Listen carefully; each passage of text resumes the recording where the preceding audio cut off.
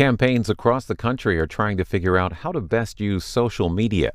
And yesterday, the Bipartisan Policy Center hosted a discussion on what strategists are doing to address concerns about misinformation and security vulnerabilities. Democratic and Republican digital strategy consultants took part, as did a representative from Facebook. This is about 90 minutes.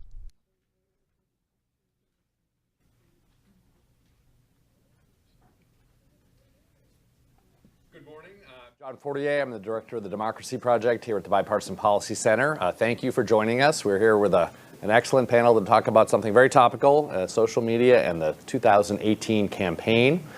I'm going to say a few words of background. We at BPC are doing a number of events related to elections. This one, though, and another one which we're going to pair with it, we might think of as, are we really ready to run our elections? We have a lot of talk and concern about outside influence, changes in the way we run campaigns. This today will be on social media, but we also have in October 11th coming up, a panel that deals more with the mechanics of voting. Are we ready to run our elections from an election administration perspective with representatives from DHS, secretaries of state across the country, and people from the Election Assistance Commission. So we invite you to join us for that. But today we are going to turn to this topic of social media and the 2018 campaign. Have a fantastic panel here with representatives from platforms, from political campaigns, and also from the world of academia. Let me introduce them. So Katie Harbath here next to me is the global head of, I don't have it in front of me. Global Politics and Government Director. And Government Director at Facebook. Where she works on issues of elections here in America, but also around the world. Tara McGowan is the CEO and co-founder of Acronym, a firm that works in the digital space on the Democratic side of the aisle. Has also been at Priorities USA previously. Nate Persily is a professor at McClatchy Professor at Stanford Law. Has worked extensively on issues of election law, political law throughout his career, but has turned really his sights towards work in the digital space, digital campaigning. And Tad Rupp is a partner at one of our leading Republican digital firms in town, Targeted Victory, and has previous experience in other campaigns, including the Romney campaign. So what I hope we do today is we talk about some of the things that are new, changes that are happening in the way we run campaigns, changes that are happening in terms of the way campaigns are able to work on platforms, changes that platforms like Facebook are making to improve the campaign. So I'm going to start with Katie. A lot has happened. 2016 was a big watershed. We're spending much more of our time in the digital world. We get more of our information. Campaigns are there more. But we also had some issues that we were thinking about, and Facebook is responding and making some changes. What are the big changes that you've been making over the last couple of years? Yeah, thank you, and thank you all for coming and for having me. This has been, in terms of thinking about how to protect the integrity of elections on the platform, as well as supporting an informed electorate. We've been working in elections at the company. I've been there for about 7.5 years, but as you mentioned, since 2016, there's been a lot of changes that we've needed to do in order for protecting the integrity of them on our platform. And this has been a huge company-wide effort and priority. I've not seen anything this big in terms of cross-company since 2012 when we did the shift to mobile. To give you a sense of the size and scale and how much importance leadership on down are putting on this. I'm happy to dig into any of these 5 areas where we're really focusing, because each of them could easily be their own panel, but to high level kind of talk about what we're doing. One of the first things that we've been putting a lot of work into is how can we take down fake accounts. We find that when you think about people who are trying to disrupt the platform or bad actors, rarely are they going to be using their real names and their real identities in order to try to do that. Oftentimes they will be trying to use fake accounts or even having multiple accounts, which is against our terms of service. And so we find the more that we can do there, we help get to the root of many of these problems and prevent them from even starting. And so from October last year to March of this year, we have blocked over, I believe, 1.3 billion accounts from being created. Many of these blocking them at the moment of creation. So they never even get onto the site. Now, where we've even made even more strides, and is even the trickier problem to solve, is when there's rooms of people, creating accounts that try to make them seem like real people. And there we try to use machine learning and are improving our machine learning capabilities to try to be able to detect those accounts. So to give you a sense of that, last June I finally got my dad on Facebook, which took quite a while. But initially he only friended my mom, my brother, my sister, and I. He didn't post a lot. He was still kind of learning how to use the platform. On the flip side, sometimes you see these new accounts, and if they're being created with the intention of trying to spread a lot of information quickly, they're going to be friending hundreds of people right away. They're joining hundreds of groups right away. They're sharing a ton of links. And those can be indications to us that maybe it is not an authentic account. And we should either put it in a checkpoint where we ask them to verify their identity, or maybe if we're confident enough, we just take it down completely. So that's the first step that we do when we think about trying to disrupt bad actors. The second is the work we've been doing around ads transparency. So we announced in last fall, and we launched it here in May, where if anybody wants to run a political or issue ad targeting the United States, they first need to get authorized. And what I mean by that is they need to give us their ID and the last 4 digits of their social so we can verify they are who they say they are to the best of our ability. We actually use good old-fashioned snail mail to send them a postcard with a code to their home that they need to go and put that in. After that, they're authorized. They can then run ads, but they have to add the paid for by disclaimer. And those ads go into a 7-year archive where people can see the range of impressions of that ad, the range of budget spent, as well as the age, gender, and location of who saw that ad. This has helped us. I'll get to some of the disruptions we've made here over the summer from where we saw foreign entities trying to have activity on our platform. But in looking at those disruptions, one of the things we did see is that they had tried to advertise, and this ad transparency product stopped them from being able to do so because they couldn't get authorized. The third thing we're doing is how do we reduce false news? And one of the key things that we've been doing there is reducing the amount of reach automatically of URLs that are linking to websites that are mostly ad farms. Because we find most people who are trying to spread false news across the internet are doing to try to get clicks and to try to get people to go to the website where there's ads and they can make money. We also are trying to automatically reduce clickbait. So these are headlines like "woman jumps in pool, you won't believe what happens next." Those types of things, and reducing that. What did happen? Depends on what you either eaten by an alligator. It depends. But then there is also work we're doing with third-party fact checkers. We initially started it with allowing them to fact check URLs, and we announced, I believe it was last week, that we were also introducing photos and videos into that as well. And if a fact checker has marked something as false, we will reduce the reach of that content and also send a notification to anybody who may have shared that content. If 2 fact checkers disagree, we don't take that action then. Now, if a bad actor gets through all of those defenses, there's still other stuff that we're doing too in terms of trying to disrupt those actors.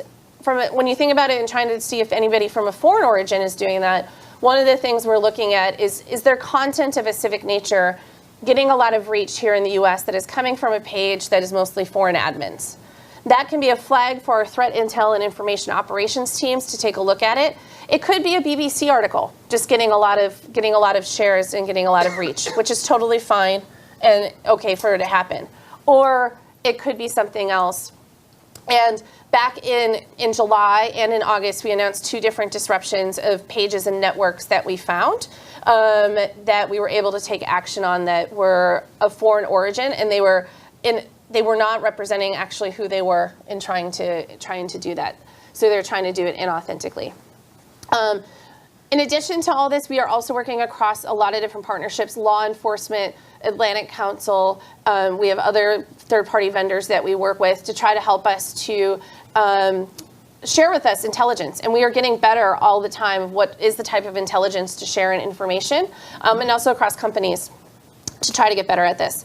And then finally, the last thing we're also doing too is on the more civic engagement side and making sure people have the right information to vote. So this has helped people know when to register to vote, when election day is, who is on their ballot, and then after the election, who their newly elected representatives are.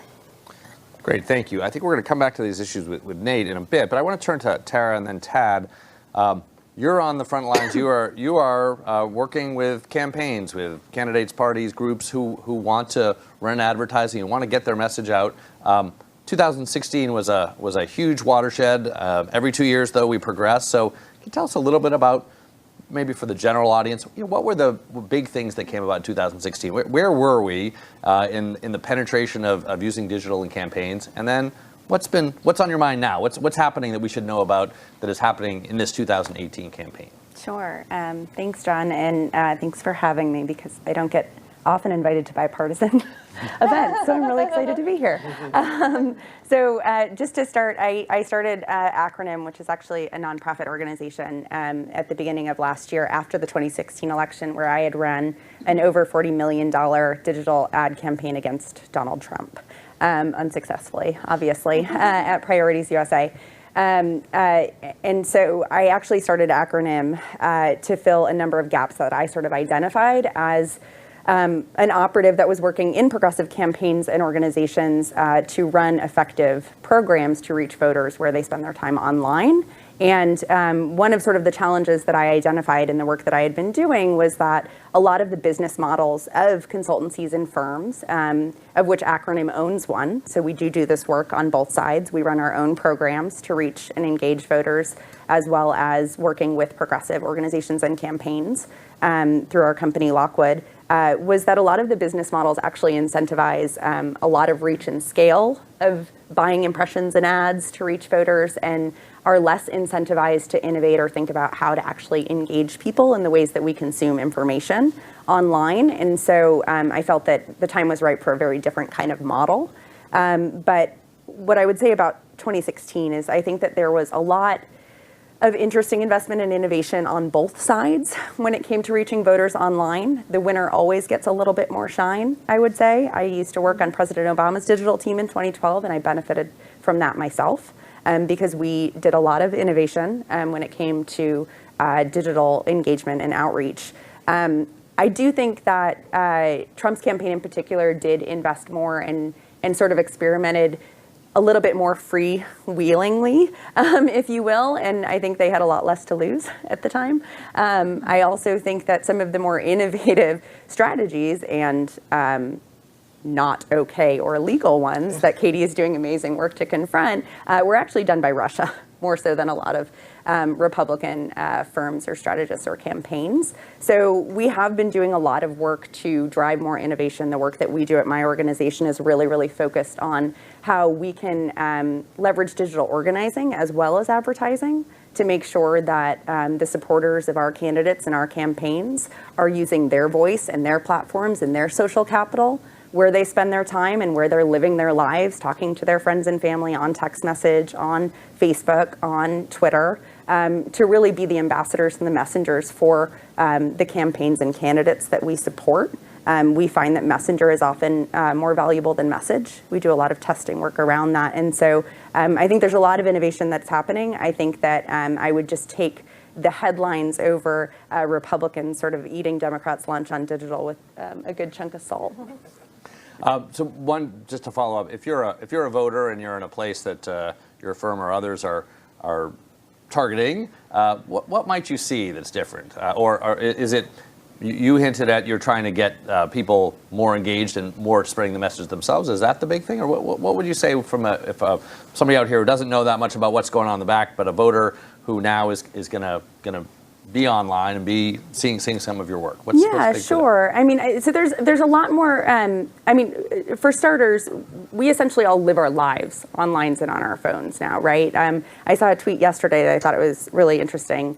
I think it was from Ariana Huffington, actually, but it was that we used to say BRB whenever we were on instant messenger or email or text message, and we don't say that anymore, which is really interesting because we don't leave, which I think is really interesting. And the way that we communicate is really just intrinsic to how we communicate almost verbally and in our lives. And yet for a very long time, and still persisting in a lot of campaigns and through a lot of firms, advertising put on social media and the internet looks like one-way advertising that you would put on television or you would hear on radio.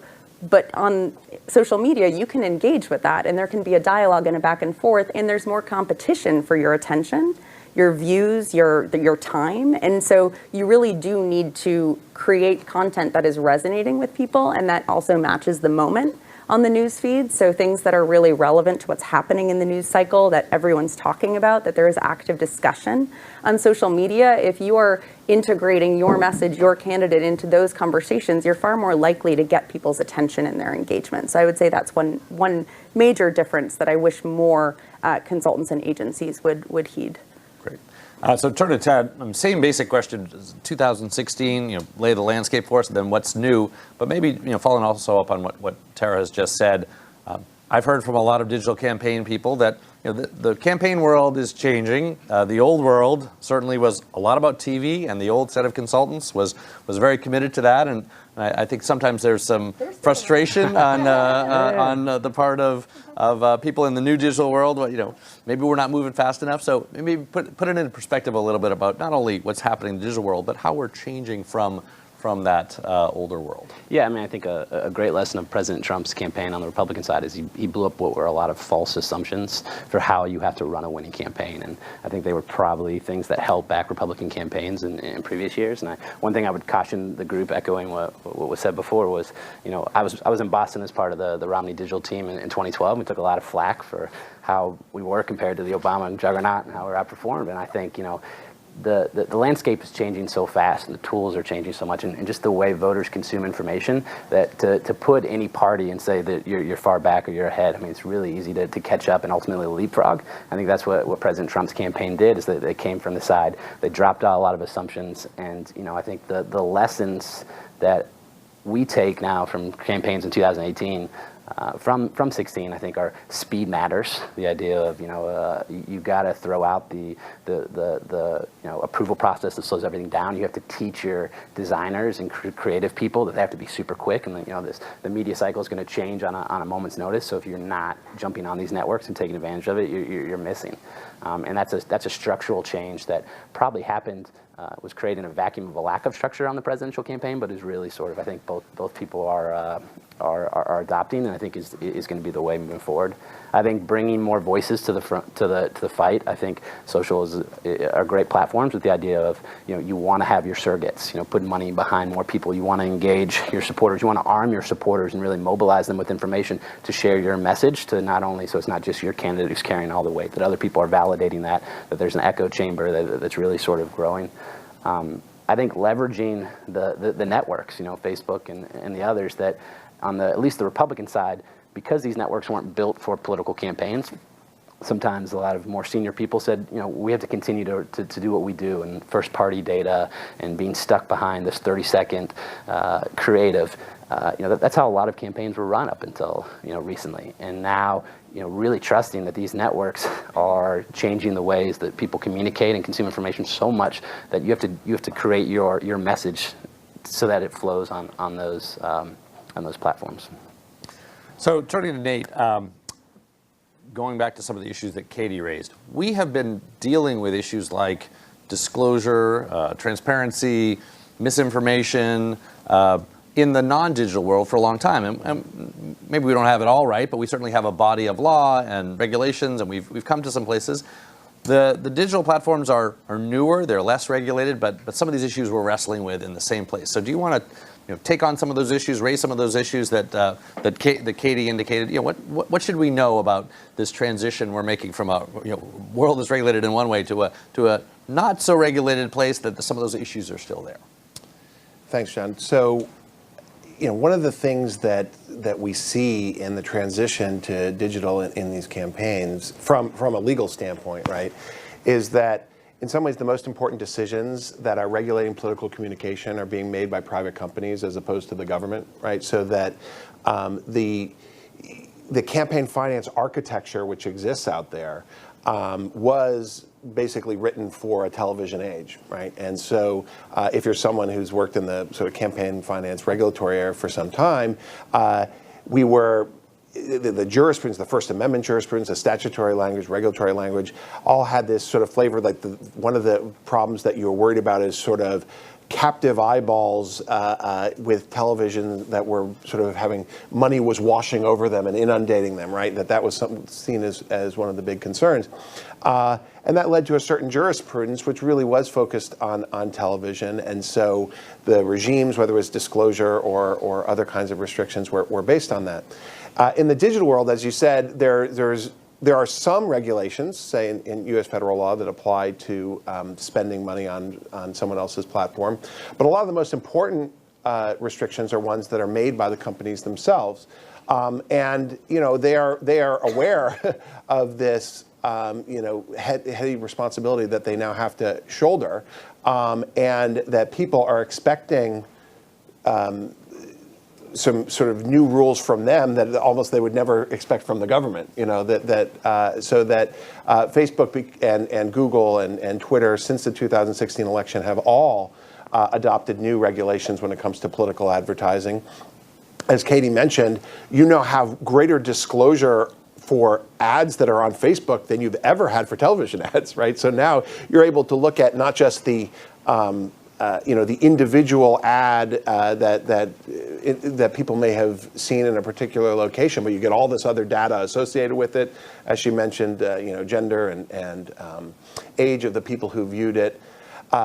One thing that's sort of interesting when you start thinking about the regulatory landscape with respect to digital is that and this is something Tad sort of mentioned, is that we have grown to think of an advertisement as a particular thing, right? Whether it was a 30-second ad in the television world or something on radio or on in the newspapers, right? And there's a potentially infinite variety of ways of communicating to people online, even within these different media. So, for example, you as a campaigner can use machine learning to have thousands and thousands of variations on a given ad, right? And so if you're trying to develop a library of impressions and advertisements, it's almost unmanageable to try to really figure out, all right, which variation on particular ads were seen by people. And those of us who are social scientists trying to analyze the data, it's really an unprecedented challenge. This is also one of the reasons that government regulation becomes extremely difficult in this area, right? Because the technology is changing so quickly, and it's hard to really even define the problem because it's being outpaced by technological innovation. So those are some of the issues. There's obviously a lot of other unique challenges that these platforms face with respect to foreign intervention and the other issues that Katie mentioned. I'll just say one little thing on that. We can talk about it more, which is it's all of the traditional categories that we say as campaign finance experts had used to classify political communication are melting away in the digital age. So what is domestic and what is foreign, right? We all think we kind of know what that is, but it's very difficult to figure out the origin of particular speech and spending. Facebook is trying to do what it can with the verification process that Katie mentioned, but when it comes to organic content or sort of quasi-paid content where it sort of comes through intermediaries and the like, it becomes extremely difficult, especially when a lot of what the foreign entities are trying to do is amplify domestic content, right? So it's very difficult to distinguish between the types of speech that is being engaged in by domestic actors and foreign actors. Who's the media in the digital age, right? When all of us can tweet and blog and do whatever we want to produce videos on YouTube and the like, there had always been a traditional exception in campaign finance law for the media. Well, who's the media in the digital age, right? And for that matter, what is political? What is news? What is advertising, right? We all thought we knew what that was when you're talking about television, where for example, which channels identify themselves as news channels, at which hours of the day there was news, but there's this kind of continuum of political information that gets merged with entertainment that's very difficult to unpackage from the other kinds of communication that you get online that these platforms are trying to deal with. So let me turn back to you, Katie. You laid out some of the policies that Facebook is taking to improve the campaign world broadly. And I'll make this both a positive and a negative question. Maybe you can have amplify some of what you said about that, but some have raised questions that you're dealing with disinformation, and maybe the way you deal with it has an asymmetric effect. Maybe it affects one party more. You hear sometimes from the right a complaint that some of the opportunities that they might have had are not going to be there because policies, are not as easily, fairly implemented as they might be. So what do you say to that? No, I think, so at the core of it, our mission is to give people a voice. And that means across the political spectrum. And that has been something that has been sort of a northern star, if you will, for us as we've been working on a lot of this, which can get difficult when you think about this from a global standpoint and the fact that not everybody has the freedom of speech viewpoint that we come at from the US. When it comes to, I think one of the things that we are trying to do better on is when we take action on our site, whether that is taking content down, whether that's reducing the reach of it, et cetera, of why we did that. Because oftentimes what we are actioning on, we do have community standards, and one of the things we did do earlier this year is publish more details about how we enforce on those community standards and what is or is not allowed, because we know it's a labyrinth of material of trying to figure out, and those lines keep changing too as we're thinking about things. I mean, think about the issues we had around the terror of war photo, and how do you think about nudity on the site, and how do you make those determinations when you're thinking about the scale of content that we have. But oftentimes what we're seeing is we're actually taking actions against behaviors, whether that's spam, people spamming and posting the same link over and over again in a bunch of different groups,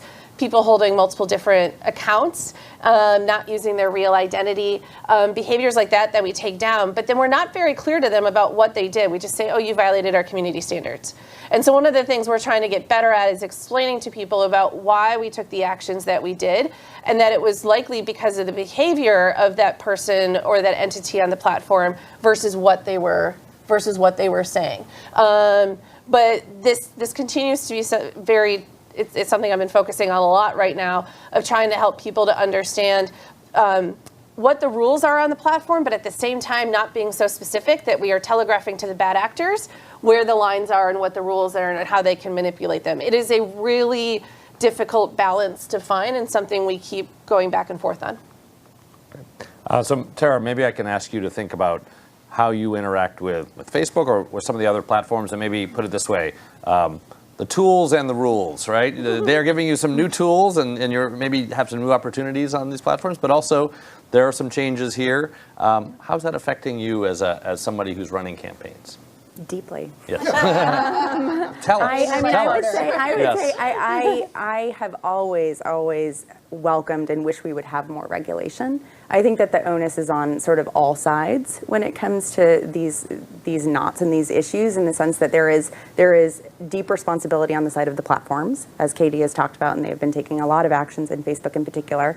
One of the challenges around this with platforms self-regulating is that they're not all doing it at the same time in the same ways. So the advertisers and the organizations and the campaigns that are using these platforms to reach and engage their supporters and their communities, we have technical challenges, right? We are developing creative for these platforms. We are working on timelines. We are spending budgets down and things of that nature. And so that has become very candidly challenging in the past year, because each platform has rolled out their own regulations on their own timelines with their own nuances. I had to submit my passport and social security number to Facebook to be able to continue to advertise on the platform. That doesn't feel great either in the world of data breach. So that is challenging. I would also say that there is great onus on regulators. I would love for regulation to come from the FEC when it comes to political advertising, so the rules weren't different across all of the platforms. That would be a welcome thing.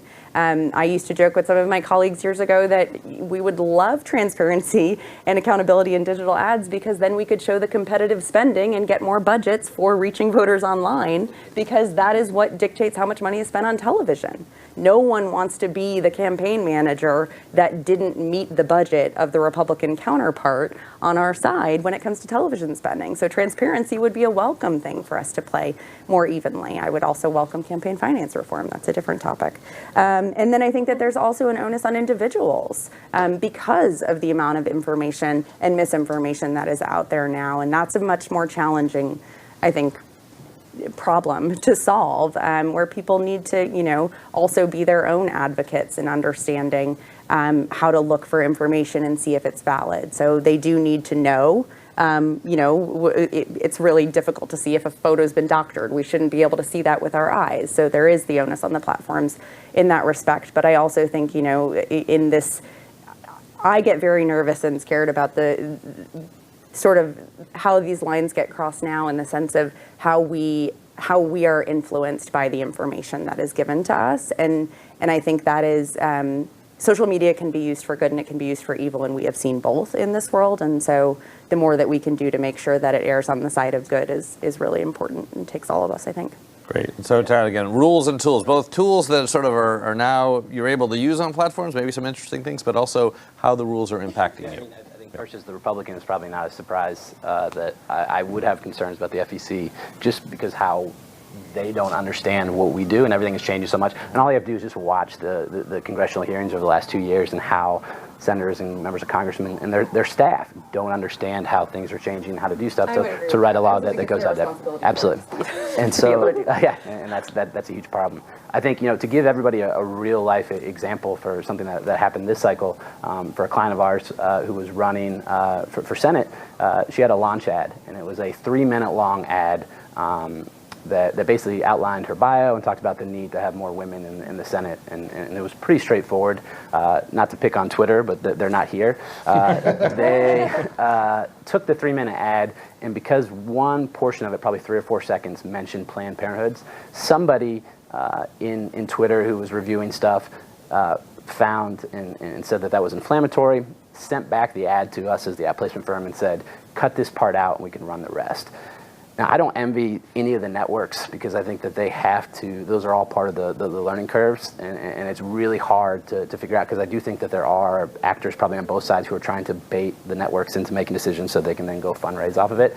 But that to me is something that was very, very troublesome, that I can't see a network kicking back a TV ad and saying, hey, if you take this 1-2 second parts out, we'll run it on the CBS station in Charleston, West Virginia, or wherever. And so I think that to me was where kind of a big problem was. And I think the networks have done a lot better job of figuring out, because you do have somebody calling balls and strikes, and whoever that person is and wherever they are, making sure that you apply that universally is very, very important.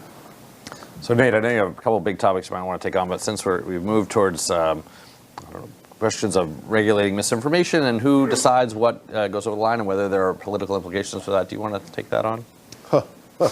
Small question. No small. Yeah, well, we've got some other big questions, too. Let me say something that I think should be obvious, but that is something that when you think about the platforms and the internet has to be top of mind, which is that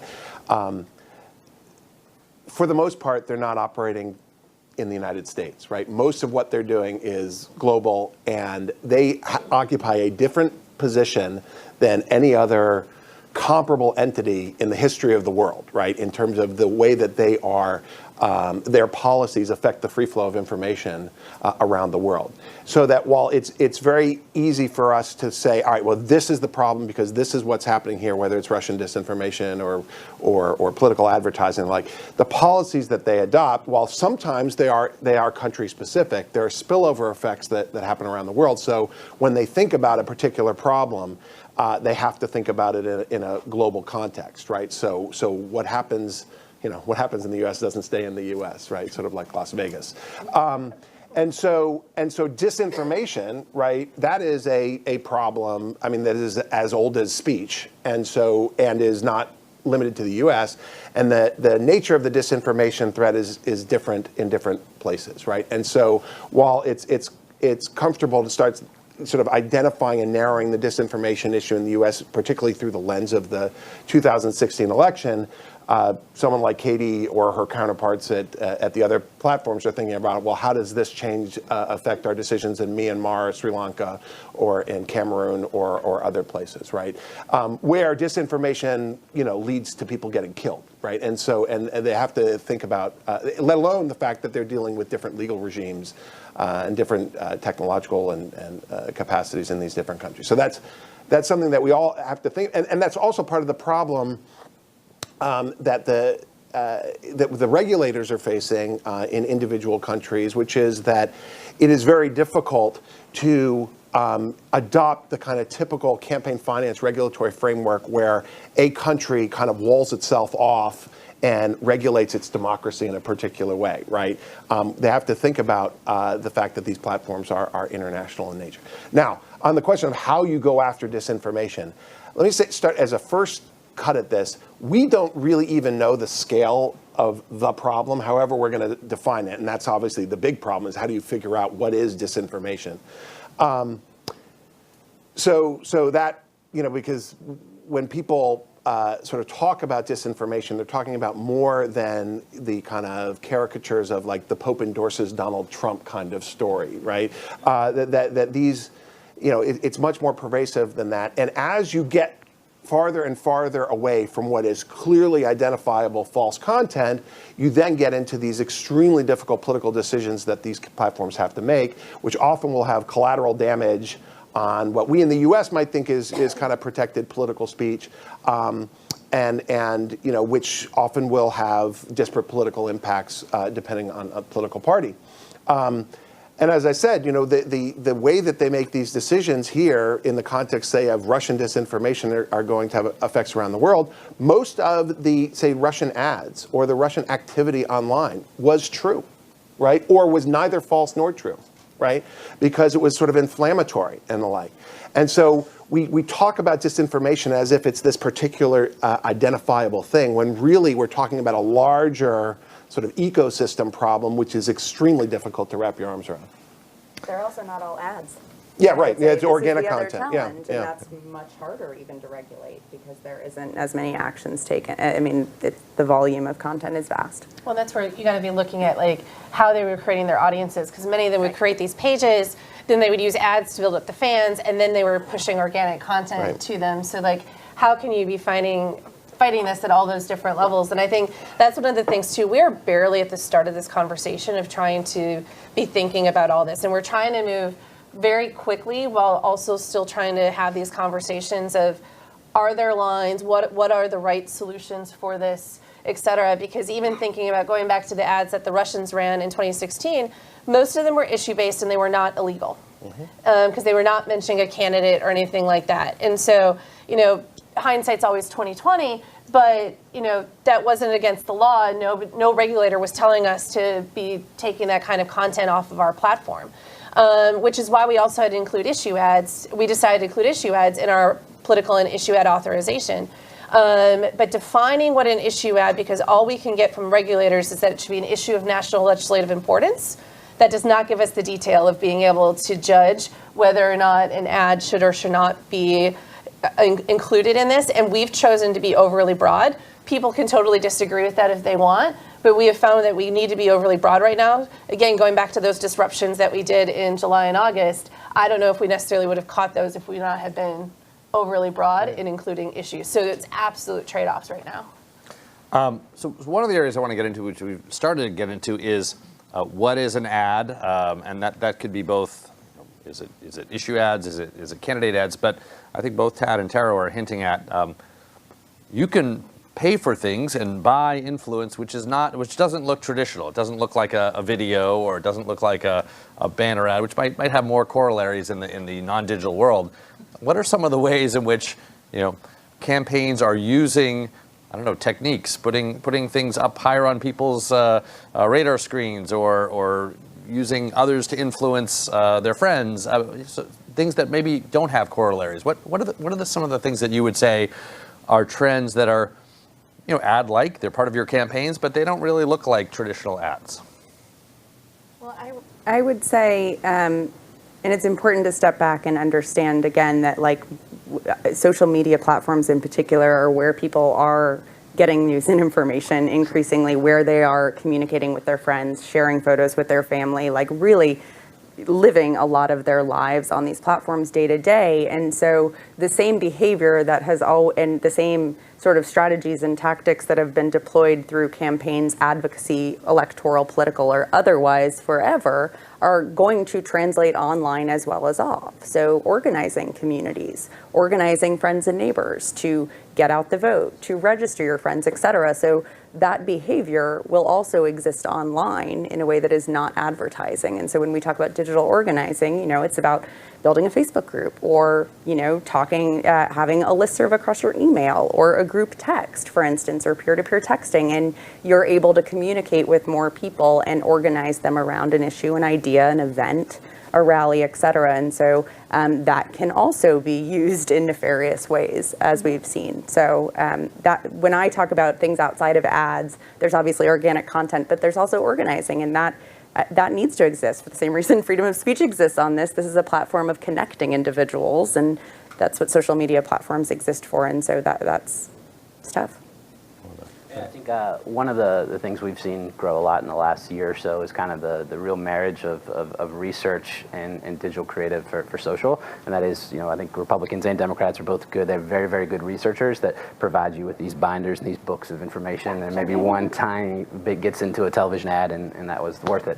So now the ability, for lack of a better metaphor, my company uses, it's about jabs and not haymakers. That basically being always on and always sort of these small things, and the idea of you can win by sort of death of 1,000 cuts if you're able to continue to push the narrative, have good creative that people are going to engage with, and leverage these social networks. So I think both sides are doing that, and I think they'll continue to do it, and it'll get better and better. And I just, and another real life example that sort of falls into that murky area of not necessarily right or wrong, but how do you regulate it is, my parents are college professors at a small college in West Virginia, and there was a group in the summer that was really good at using Facebook, and they were a local group, but they were backed by a Democrat super PAC by putting out these ads that there was going to be a town hall and the Republican senator was going to be in your area, so come. And I know that my parents, all their friends were coming up to them, and I was like, can you believe the senator's going to come here and we're going to be able to confront her on Betsy DeVos or whatever else the topic was? It was totally not true at all, right? Like, I'm sure that group sent an invite to the Senate's office, but for all of us that worked in congressional offices, how many times do you do that? And so those are the sort of types of things that it was a smart move on their part. It sort of pushed the narrative. A lot of people then said, oh, why didn't the senator show up? But it's not exactly accurate or true. How would you regulate it? There's no dollars that went behind it, and you don't know the group that's sort of behind the post. And in fairness, it could have been a tactic to get that senator to show up. It should have been effective. And so coming back to Facebook, one, I mean, you're probably interested in working with people who want to use your platform to influence people and monetize that. On the other hand, you're potentially worried about the effects and regulating them and stuff. So non-traditional ads, it's a big category, but what kinds of things would you say about that and how you're dealing with it? Yeah, I think there's two areas that are really on top of mind for me that I think we're very much struggling with where to draw the lines and what's appropriate. The first is thinking about, Nate was talking about US versus global and stuff like that. Now, with these ads transparency tools, yes, we are stopping foreign interference from happening in the election, but that means we're also stopping other foreign ads that might be legitimate. That means that foreign media, whether the BBC or The Economist or something, can't necessarily advertise into the US unless they're using a US entity. Should we allow the Israeli government to advertise into the US? What about Canada or Mexico if they want to talk about NAFTA? Because oftentimes we are in this tension right now where people want to have global conversations and have global conversations about issues, but keep their elections to just within their borders, and that is getting increasingly impossible to do. And so where do you draw those lines? And is it enough to say that it's around transparency and authenticity? And if, as long as Vladimir Putin is saying it's Vladimir Putin running an ad into the US, should that be okay? And we have not even begun to have some of those conversations. And I'll be honest, in thinking about regulation, I truly hope regulators don't just think this is like, let's just make sure ads have to have disclaimers and be done with it, because that is barely scratching the surface of how we need to be thinking about this. To the other side, I'm thinking about digital organizing. Where is it authentic and okay digital organizing? And where does it start to go into the not so okay area? Again, going back to the authenticity and the removal of fake accounts thing, I think that's one main thing.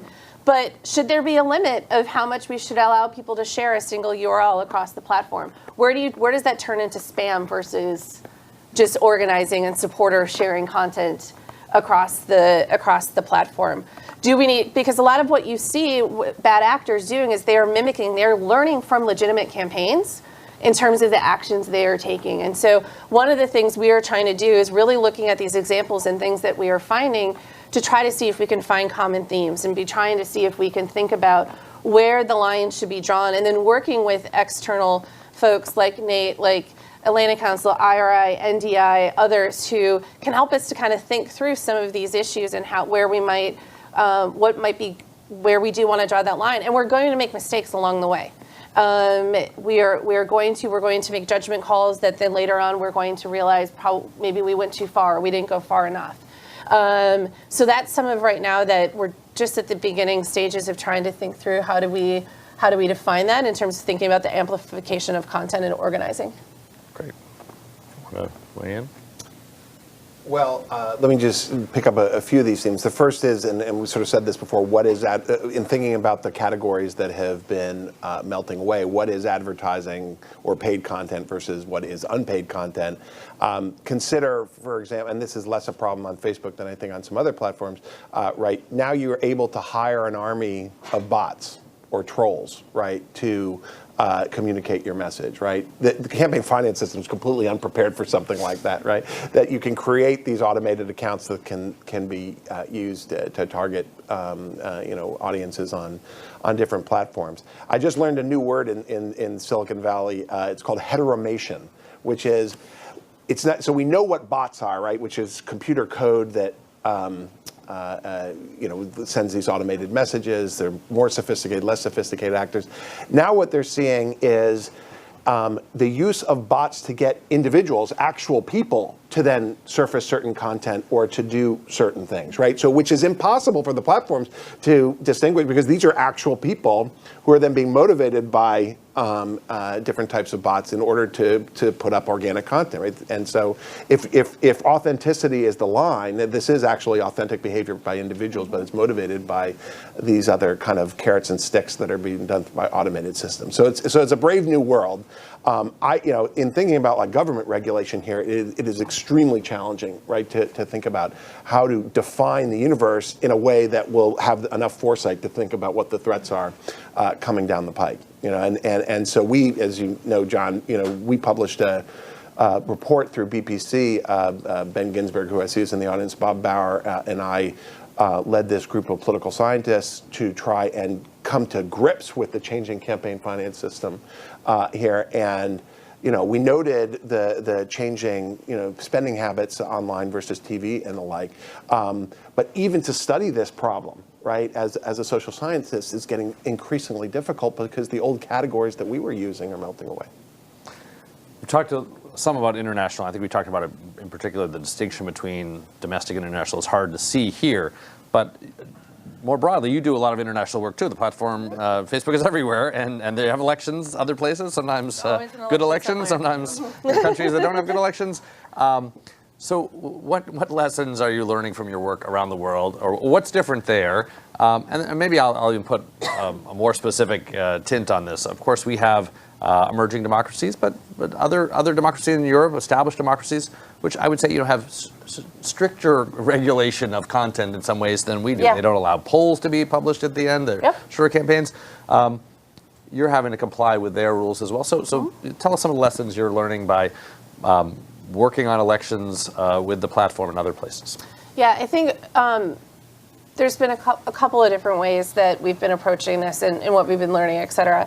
I think the first thing is that the U.S. is the exception, not the rule, around the world, in a wide variety of different ways. And so one of the things we do is ahead of any election at the company, we start about 2 years to a year and a half out before their election of doing research on the ground, working with our local public policy teams, working with local civil society groups, going and talking to the political parties, et cetera, to get an understanding of what the risks they might be facing in their country.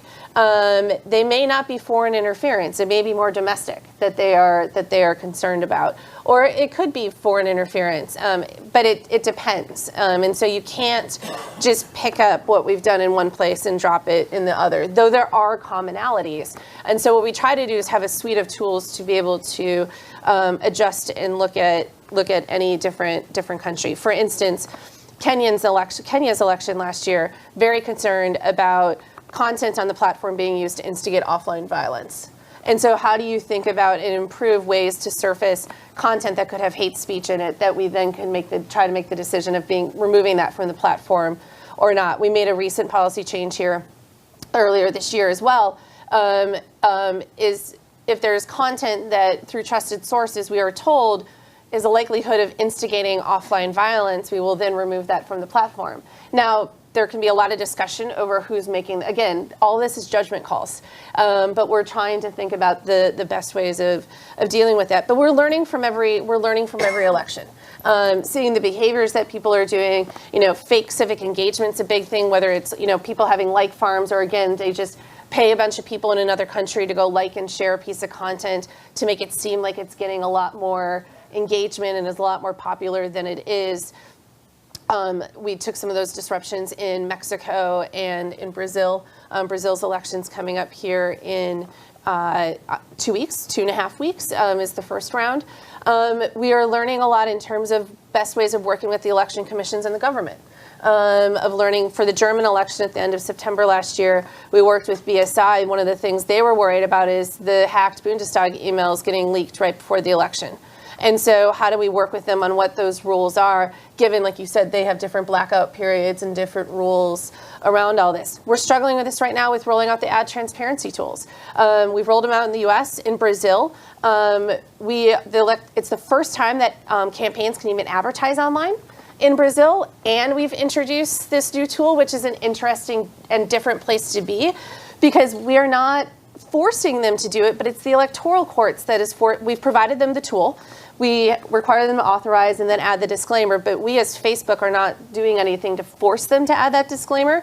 It's the electoral courts and the electoral authorities, which in all honesty is the way we'd prefer for it to be. But that's what's going to be interesting. Now we're thinking about other countries that are having elections that maybe don't have even very much campaign finance law, or are in different places. And so how do we think about that? And then again, going back to that question of what do you allow globally in the global conversation versus in those different countries. So those are a couple of different examples, but I think we're learning more how to work with different partners in governments on information sharing. We're using it to help us identify the types of activity that people might be doing and new ways that actors might be trying to disrupt the platform. Because our big thing too is we want to make sure what happened in 2016 doesn't happen again, but that we're also looking around corners. Because one of the things too, as an example, a lot of these actors are getting much better at hiding their actual location. Whether it's through VPN and other things, we're getting better at detecting that, and they're getting better at doing it. So, we still have Nigerian princes asking us for money. They're just doing it in different ways. And so we've got to be, looking at all these different elections, we're able to learn from those to keep improving our defenses. Great. Can I just jump in one small thing here, which is just from the international, comparing the U.S. to other countries, right? What the platforms are confronting in trying to sort of wrestle with these different, not just regulations, but regimes is, so in one respect, right, the conceptions of free speech, right, in these different countries are quite different, right? And so the more libertarian view that we take in the U.S. is very different than the way that they, treat electoral speech in Europe, as you said, blackout periods and the like. On the election regulation side, at least in many of these other countries, there is one person that Katie can deal with there, right? We don't actually have, right, a national election authority here. The FEC, is an institution that's designed to fail for many different reasons. but that whether it's election security or political advertising or the like, or thinking about emerging threats, right? There really is not a single. We've got 10,000 different jurisdictions basically that are in charge in the U.S. Provides an incredibly difficult challenge to Facebook and like. Katie mentioned or hinted at this effort that Gary King at Harvard and I are leading with this group called Social Science One, funded by the Hewlett Foundation and a coalition of other foundations to try to make social media data available to the social scientific community to really study these problems, right? Because one of the, as I said before, we don't really even know the scale of some of these problems and challenges or how the different policies are coming into place. But this is, I've been going around the world for over the summer, assembling these meetings of social scientists, really to hear what their concerns are. And each country has really different challenges. As Katie talked about, what do you do with government speech, right? Where you have these different regimes that are using the platforms in ways to communicate their political message and to affect their electoral outcomes, let alone these cross-national influences and these different speech regimes where governments are sometimes taxing the internet or taxing or holding people accountable for WhatsApp groups or Facebook groups and the like. So very different regimes that they're dealing with in different countries. And I think one thing, too, that's also something that we're trying to think through the best ways to handle is what people inside a country might think is okay and what they're concerned about versus what folks outside the country think about what's happening inside that country can be two different things. And so trying to solve and think about both of those when there are disagreements over what the best approaches might be is also an interesting challenge when most people are coming at it from within their own country. Most people are not thinking about it from a global perspective. So I'm going to give a little heads up here because we're going to turn to you, the audience, soon here, and there will be a microphone, and we'll ask you to identify yourself and ask a question.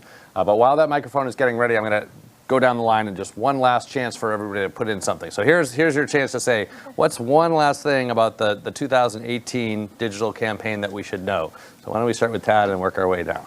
Yeah, I mean, I think we covered a lot, right? And there's different pots. There's the global regulatory realm. There's what sort of strategists like us are doing. I think Tara will agree that even on the digital side, for both Democrats and Republicans, there's only a small sliver that are actually dealing with the tech platform placement side or are dealing with that, and that's a huge part of this. But, I always come back to the fact that, it's about user experience, and it's about these platforms were not built for politics. They were built and they're successful, and they've changed society because you're on your phone and you're scrolling through, and just put in perspective that we put a lot of weight to the fact that what happened in 2016 are all the hard work that we're trying to do. But when you're running Facebook and you're scrolling through and you see the anniversary pics of your college roommate and then your wacky relative, right, and then a political ad pops up. That's somewhat effective, right? And it should be, it needs to be better. But if it's not good content, if it's not, part of that user experience, it's not going to sway the electorate, or it's not going to have an impact on the election. So I think the more that sort of we look at this and understand that, sure, we need to, regulate. We need to take all this very, very seriously. But at the end of the day, it's the content and the user experience that's either going to swing voters and motivate them, or they're going to scroll past it and not engage with it. I think that's what really matters, and will make a big impact in the next 50 days. Hey. I'll say just one thing that hasn't been brought up, which is how do you figure out the independent effect of these changes in the digital world, as opposed to thinking about their place in the larger ecosystem, especially when you live in a world where, for example, you could have a story that appears on a website that then makes its way onto a network that then is tweeted by the president and then covered by the entire media, right? That you can't disentangle the independent effect of sort of the internet as a progenitor of whether it's polarization or disinformation or good things from the larger ecosystem in which it's operating. Tara? I want to try and end on a positive note before we go to questions. I think that the platforms are not going away. They're going to be part of our lives. There will continue to be more of them. And as technology evolves really quickly, our sort of approach to how we handle them and how we consume information on them, how we provide information to people on them has to evolve as well. And I think one thing that I've been optimistic about, actually, and sort of the only silver lining I could find from the results of the 2016 presidential election, is that there is more interest both from people, from citizens, as well as from the parties and elected officials in understanding how this technological world and the way that we exist within it is shifting. And it will be slow, and there will be mistakes made on all sides. But I really do think that if we can also use these platforms to push out accurate information and provide people with the information that they are looking for and compete with the false information, that will help. And that's not just about outspending Russian bots or anything of that nature. It's really just about just accepting finally that this is where the majority of people are spending their time. And so I think that is long overdue recognition, and I'm hopeful that with that we can start to actually address some more of these complicated problems.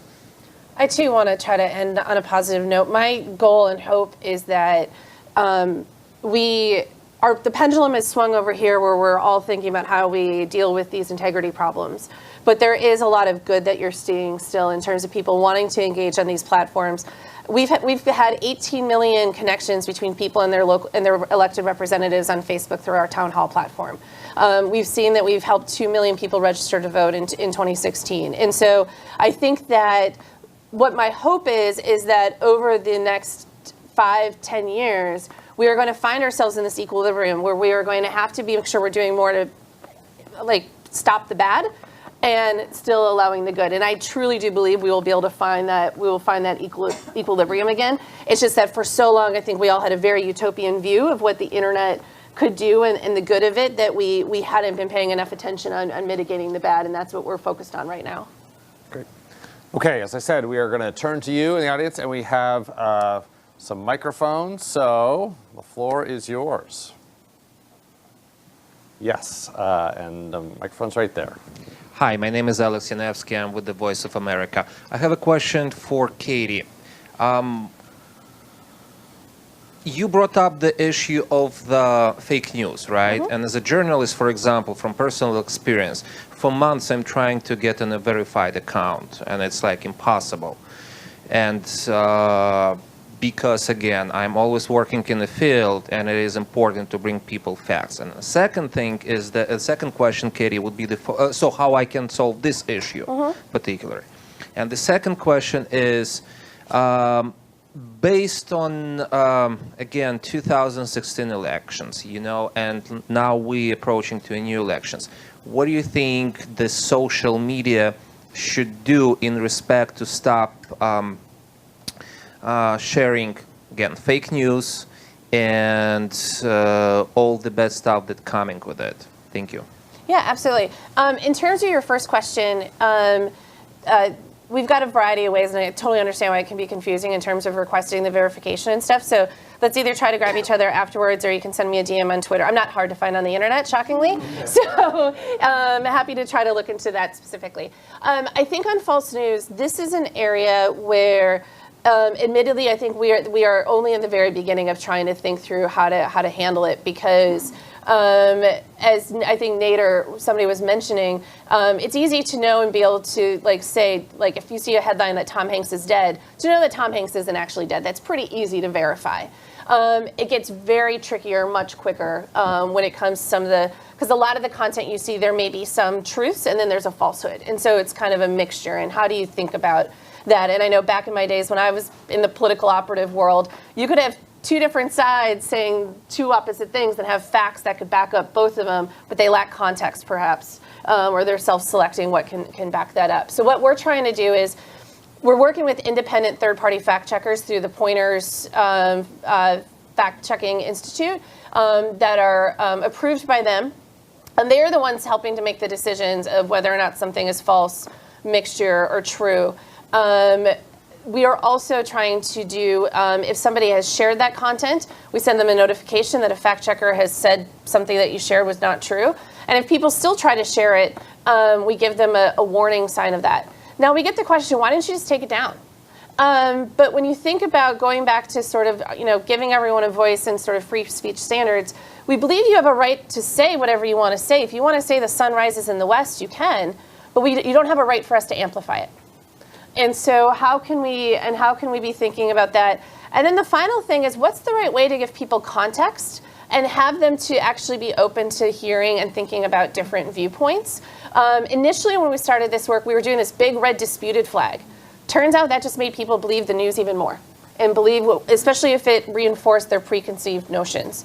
And that there's been some research that shows being a little bit more subtle in terms of the different types of content and perspectives that you give them might be easier. But this is something not just us are struggling with. I think a lot of people are struggling with, of how do you get folks open to hearing different perspectives and actually changing their minds. Actually, can I follow up with a pretty specific question? So how How do these either piece of information or ads get in front of fact checkers? Do you have people just from people reporting, or you're watching out for things? Is ads different? So how do they actually get there? We use a lot of different signals, because the other thing too is these fact checking organizations are small. So we need to try to think through how can we optimize best to scale, or to make sure we're getting the content in front of them that we think is most likely to potentially be a hoax or be false, but then also how do we amplify the work they're already doing. So there's that initial work I mentioned that we do automatically, looking for clickbait headlines, links that go to ad farms. Our machine learning has been able to classify, and look at a lot of the pieces that have been marked false or have been marked as hoaxes, to try to learn commonalities between them, to be able to surface that to the fact checkers. We do look at reports from users that mark it as false news. We also look at if a lot of people are writing in the comments, this is fake, this is false, this is not true. That can be another indication to us for it. But then we also ingest, the fact checkers are also doing their own work too. And so we also ingest the content from their websites of work they're doing and try to find that on the platform as well, and then be able to try to scale out and find it and be able to reduce the reach and give the same treatment to that content too. Great. Okay, why don't we go right here, front. I'm Kumar, and I'm unaffiliated. Now, the Indian elections are going to happen in 2019, and WhatsApp is a big part of how information is disseminated there. What are the problems you're facing there, and how is Facebook handling it?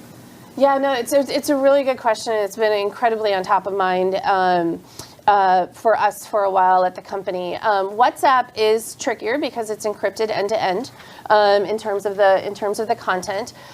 We recently made a change in India in terms of limiting the number of times things can be forwarded, because we were running. There was a lot of horrible issues happening around information getting shared and then that turning into offline violence and people being killed. And part of that we found was coming from the forwarding of messages.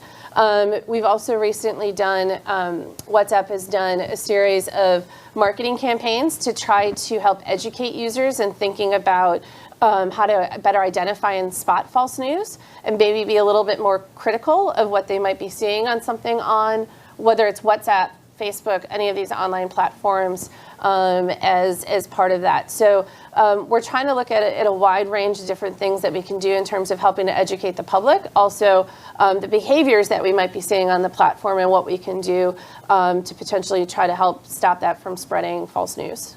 And you wanted to get in on this? One thing, because I think this is an extremely important question, and we don't think about it enough in the U.S., which is that, WhatsApp's penetration in the developing world is enormous and has been so rapid. And to some extent, we are focusing on the particular platforms that are popular in the U.S. and identifying certain problems like disinformation and polarization and the like.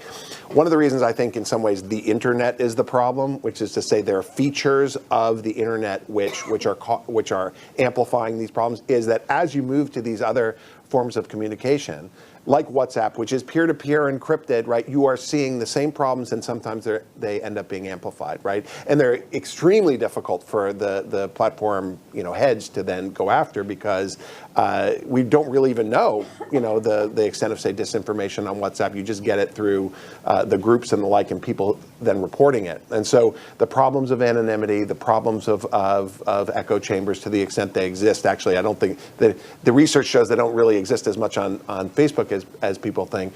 But the problem of viral transfer of information as opposed to mediated communication, and as you were saying, the velocity, right, of communication, all of that is amplified on these peer-to-peer platforms, and in some ways is impossible to regulate. Okay, why don't we go over here, the second row here.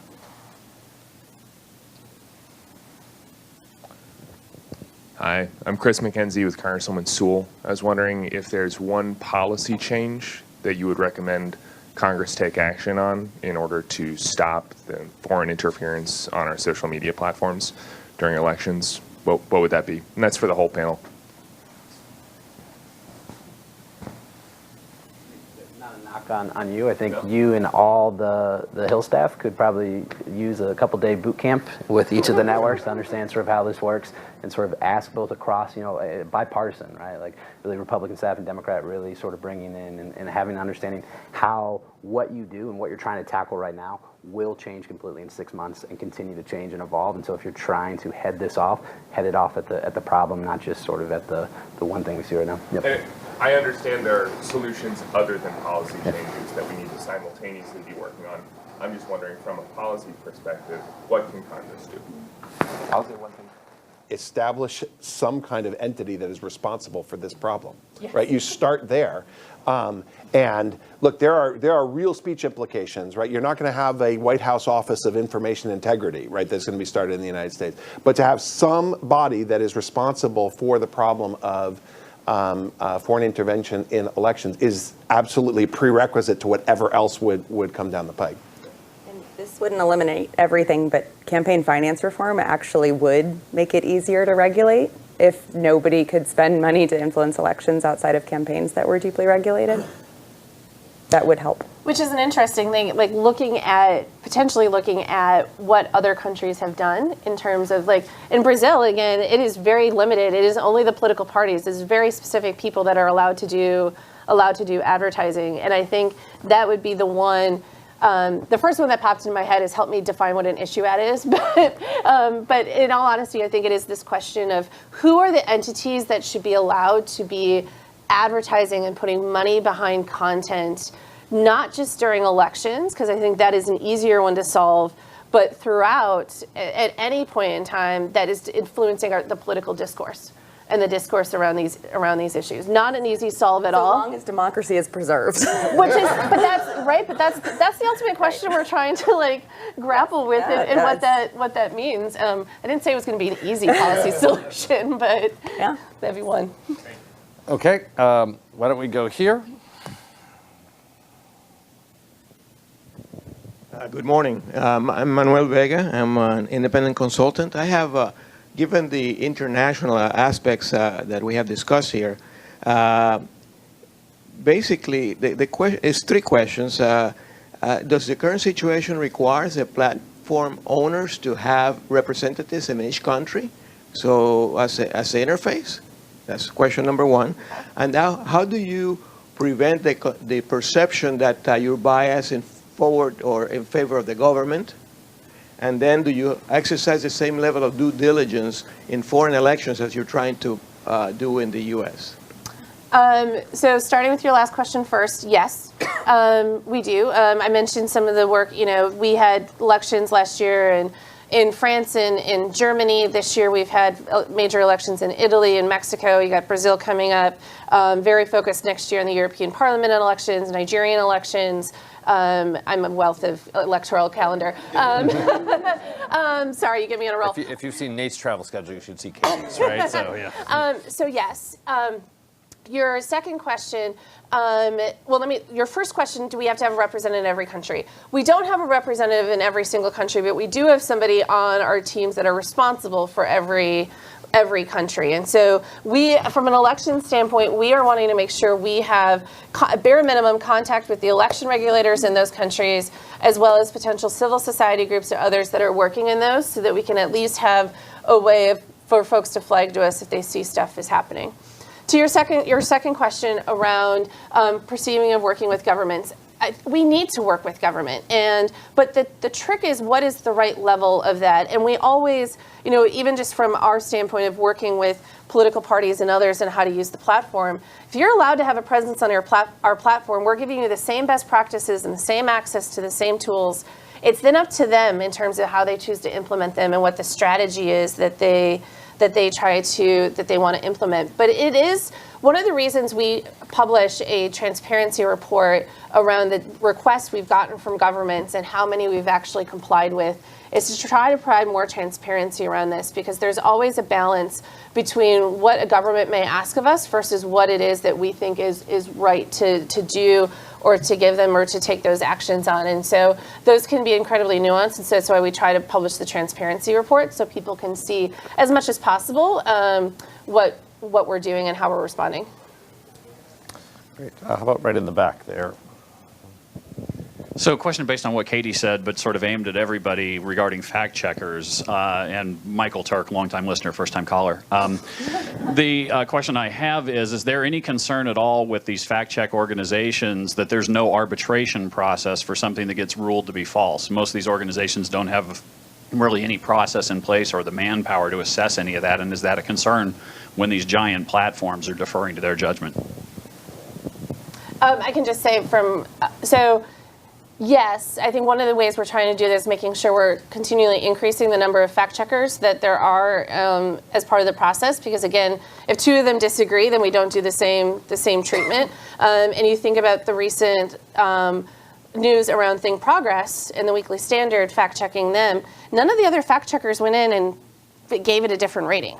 And I think that was a good discussion to have around that, and as we think about these types of processes. But that's why I think there's a lot more work that needs to be done in terms of thinking about this. Of course, people can try to appeal to the fact checkers and all of that. But then are there other things we can be, as the platform, be doing on the automated side? But it's far from being a near perfect solution right now.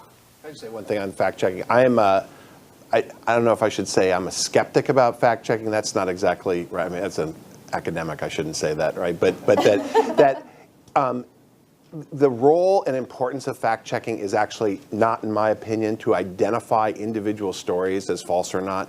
That even though that is what they're doing, because if the disinformation challenge is not going to be met by fact-checking, just because the scale of it is so enormous, and the slice of articles that could actually be examined is so small, let alone the slice that then is going to be designated as false. And as I said before, the problem that most of us identify as disinformation is not really about these Pope endorses Donald Trump kinds of stories.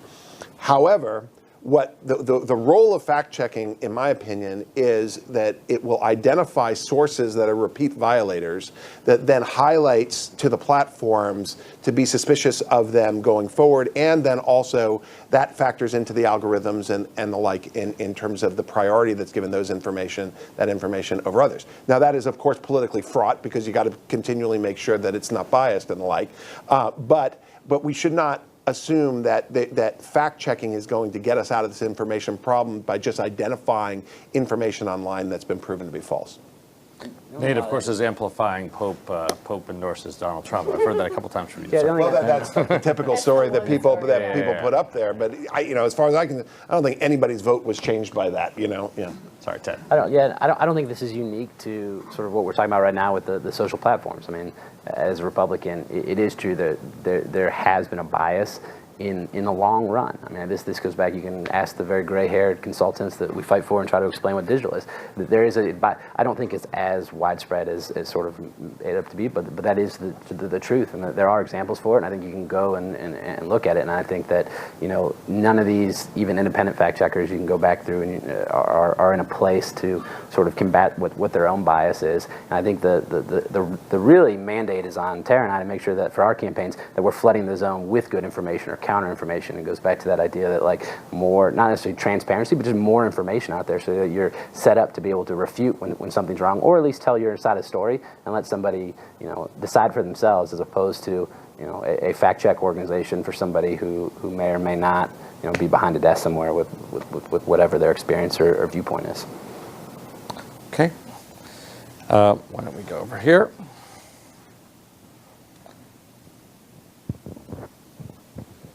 Hey, I'm Chase Gunner. I'm a tech reporter.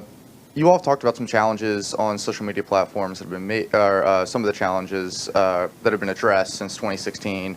But you've also acknowledged we're still at the start of finding out how to handle this. And some of the most effective ways to spread information are the hardest to address and not necessarily illegal.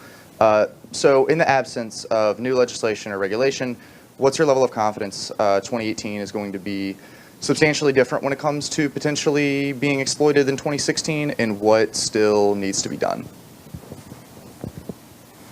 I like how everyone's heads just turn this way. No.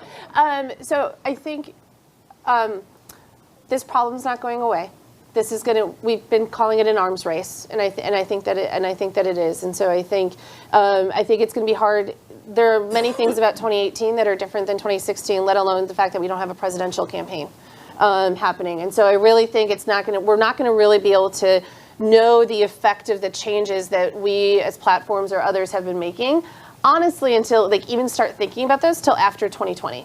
And as we go into this, I think this is a very first good milestone for us to be looking at this and understanding. And there was a recent study out of Stanford that shows that we have reduced the amount of false news that is on the Facebook platform. But this is going to be a continuous thing. I think where we need to continuously be getting better is, I've talked about a lot of these policy challenges and trying to figure out where we're drawing the lines on what behavior is allowed or not. We need to get these ads transparency tools rolled out in more places to really understand the impact of those, and continually be studying and understanding the different ways that actors might be trying to exploit the platform. And so this is always going to keep being a continuous thing for us to try to figure out. And I would add that on the Democratic side, at least, it's more conversational. Campaign staff and leadership and committees, this is a topic of conversation. There is more language and sort of protocol to be able to, when you see something, say something. And also bringing that to volunteers and supporters and staff of campaigns so you can more quickly identify things. I think that there needs to be more rigorous sort of education and training around what you do when you see something, because you don't also want to elevate it on the platforms. That's not usually a smart move. You want to figure out a way to raise a flag so it ends up getting fact-checked or taken down, et cetera. But that helps, because I personally feel far more aware now, and actually the Facebook Transparency Archive is helpful in that, where we have a better sense at all times, I think, of what messages are moving in certain races. If you're paying attention and you're applying social listening, you can't see everything, certainly. But if something starts to gain traction, the odds are good you're going to hear about it. And the second you hear about it on local or cable news is when it's already done the damage. So you have to be able to really identify that early, and I do feel like we have gotten smarter on that and have more tools at our disposal, but again, it's not perfect. So your question is, so to what extent will the problems that we saw in 2016 be replicated, in 2018? Are we, as a country or the platforms, going after it in the right way? So we still don't really know the scale, I think, of the problem, and all of us disagree as to what maybe the problem would be here. And I'd say what I see 2018 being is kind of a testing ground for what 2020 is going to be. I would, as consumers, I would be skeptical, or you should have caution with any news report that says, X millions of people have been exposed to some kind of disinformation. Because the truth is, on the internet, millions of people have been exposed to anything, right? The thing about the internet and researching the internet is that if you want to find any problem, right, it has happened tens of millions of times, right? But that's also because we have trillions of interactions that are happening every day.